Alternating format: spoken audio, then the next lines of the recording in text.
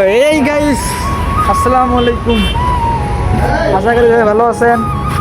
তো এবার আয় বললাম 300 ফিট। ওই দেখেন, তো গাইস একটু পর ড্রোন ভিডিও নিতেছি। অনেক সুন্দর।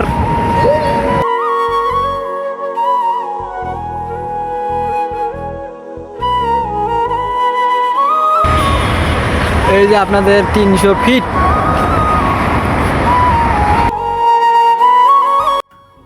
তো গাইস উপর থেকে দেখতে আরো সুন্দর লাগে, দেখেন অনেক সুন্দর একটা ভিউ। সবাইকে একটু শেয়ার করবেন ইনশাআল্লাহ।